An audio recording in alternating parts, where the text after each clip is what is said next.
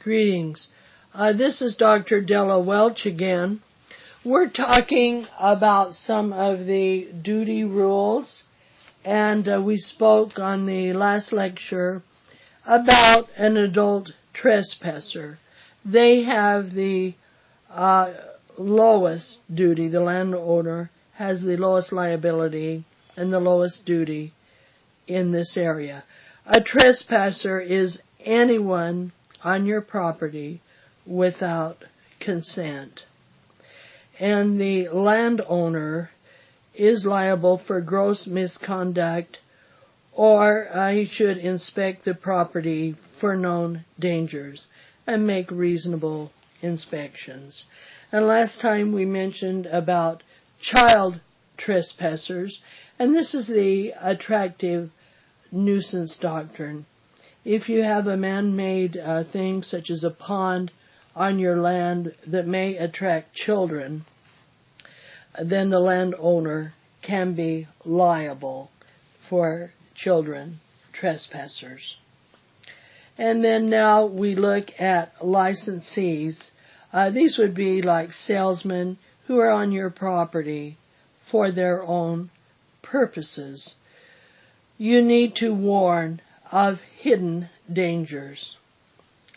But let's say you have an invitee, that might be a customer, that's on your land for purposes to benefit you.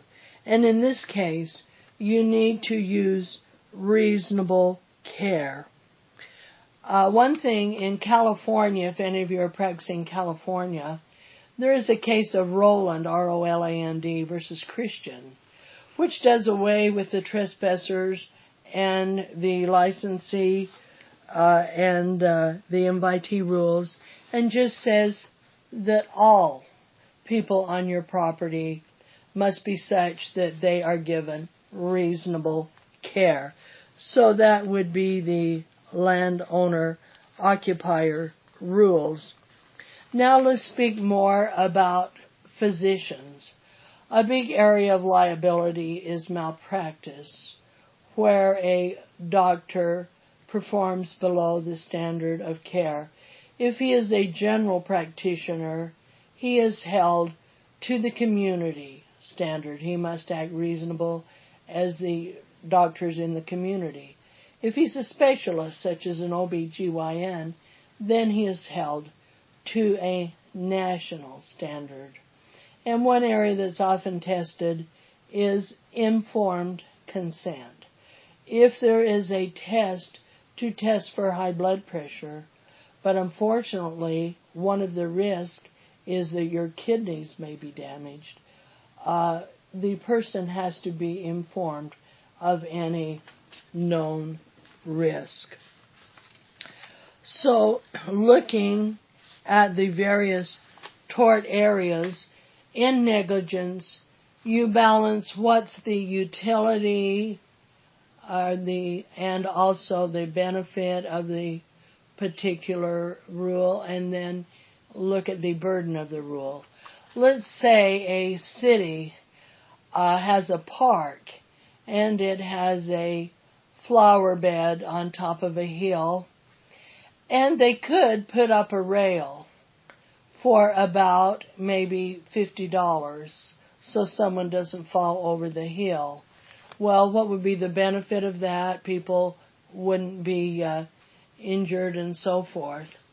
And so a reasonable person would probably be expected to go ahead and to provide that rail. And if the person is injured because there's no rail, then the city would be found to be negligent.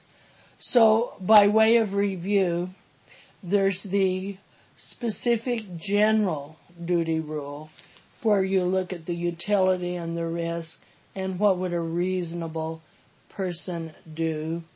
And then we had many special duty rules.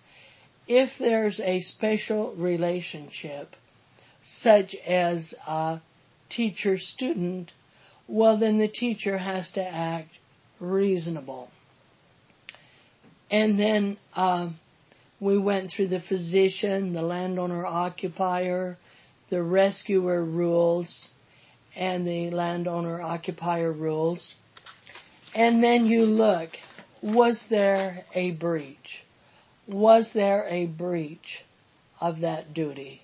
And we can use res ipsa loquitur to establish the breach. Or if the person just simply didn't act reasonable. Let's say that I like brown bananas and I put brown banana peels all over my yard. And let's say the little Susie Q is out riding her tricycle and she's riding on my grass, and the bananas cause her to slip and she breaks her kneecap. Well, I breached my duty to act reasonable. Then we go to causation. And there's actual cause, such as but for my breaching or my leaving bananas all over the yard, would Susie Q been injured at this time or in this way? And we would say no. So, but for is a very important principle. You would say, but for my breach of leaving all the bananas all over, Susie Q would not have been injured.